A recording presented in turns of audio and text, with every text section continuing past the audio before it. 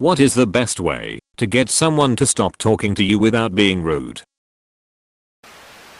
If you cannot get a word in, the best thing to do is drop something which typically leads the person to stop talking, giving you a break to say that you forgot that you needed to do something. Man. With people like that I usually just throw out a man. That's wild and turn away.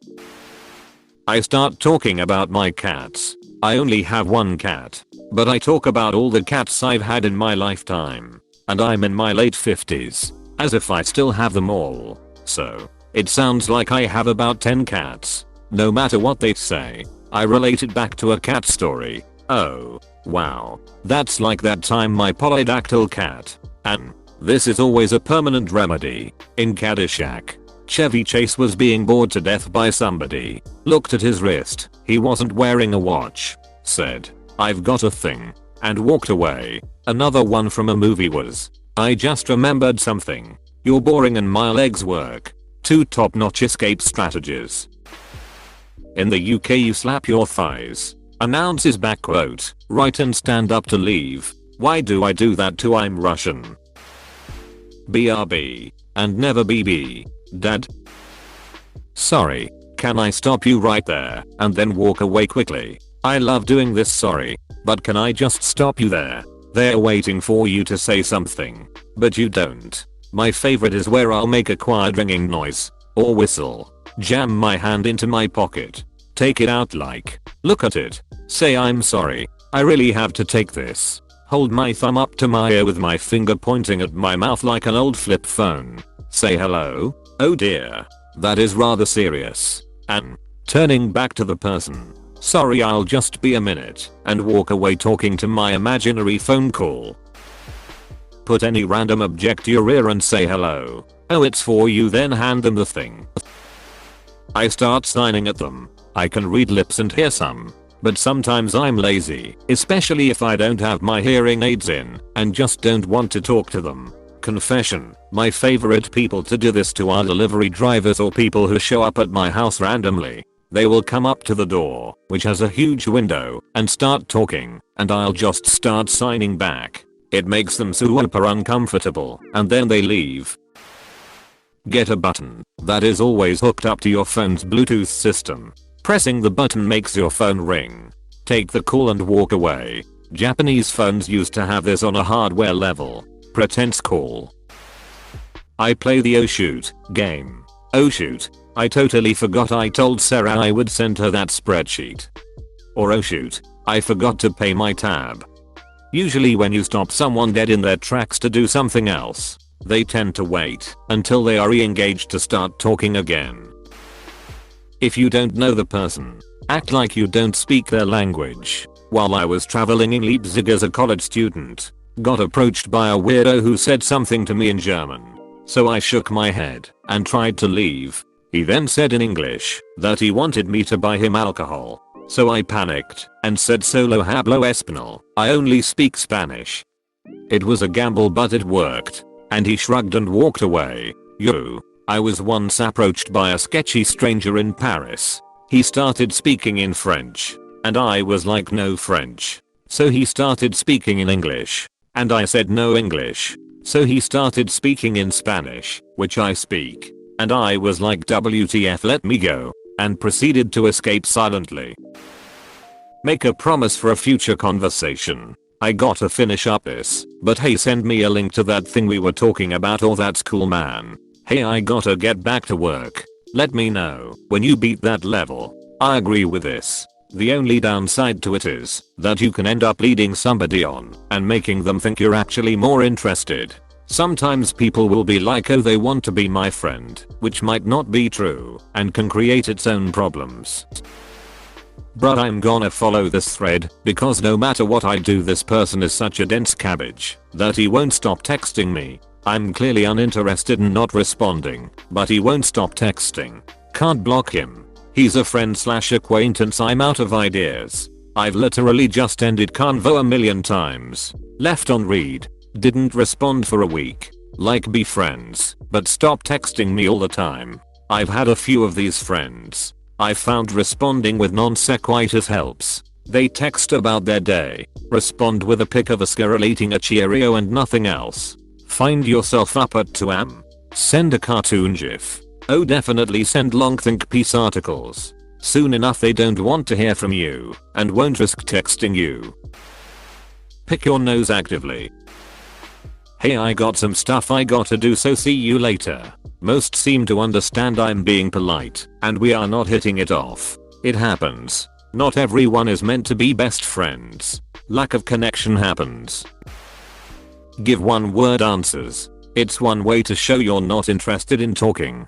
As someone who's not good with social cues, this one actually doesn't feel polite to me. Usually it takes me a while longer than most people to catch on, and I'll let the conversation go on for too long. And by then I feel really embarrassed and hurt. It's not something I do on purpose. I just don't realize they're not engaged until it's too late. I would rather someone just be honest and say, hey, I'm sorry. I need to get back to whatever they're trying to do now. Apostrophe. Yes. My friend is on the spectrum, and I notice if I don't say, well, I gotta get back to doing this now, no amount of one word answers or hints will ever get them to end the convo. It depends on the situation. If you are doing something and someone is talking to you, just say, I'm sorry but I'm a bit busy right now. How about we continue this conversation in a bit? Then at that point just don't engage them any further, and if they ask you anything about it, just admit you forgot. More likely than not they won't call you out on it or try to find you again to continue the conversation, as more likely than not, the conversation was only good because it was being done in that specific time. Minimally participate in the conversation. Give responses that reflect your lack of interest for the conversation. Don't add anything. Give the shortest non-committal answers. Assume the conversation is over once they stop talking, etc. If they're the kind of person who will talk to a blank wall, you'll need to be upfront and tell them their conversating is too draining for you. My work has been considerably light since the whole C deal, but I still need to be there 40 hours a week in case something comes up. Essentially, I'll have multiple hours of sitting in the office browsing Reddit, playing Nintendo Switch or watching movies, all of which are acceptable as long as I get my S done and don't distract anyone from getting their S done. My supervisor will often see me and or my coworkers in passing, stop by and start talking about something with the illusion of brevity. This, however, turns into 30+ minute awkward one-sided conversations as she drones on about obscure references and other things that we are clearly not interested in, and we nod, chuckle and mmhmm in response. We feel bad because we don't have anything productive to do and we are on the clock, so we don't have any good excuses to not talk to her. But it would be really nice to spend those gaps doing something entertaining. This ended up longer than expected.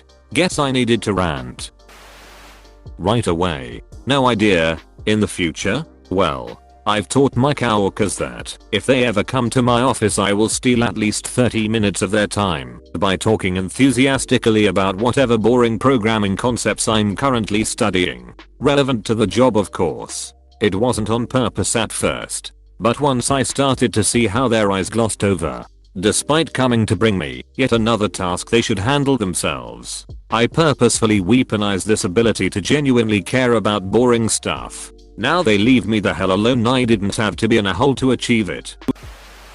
Just start coughing.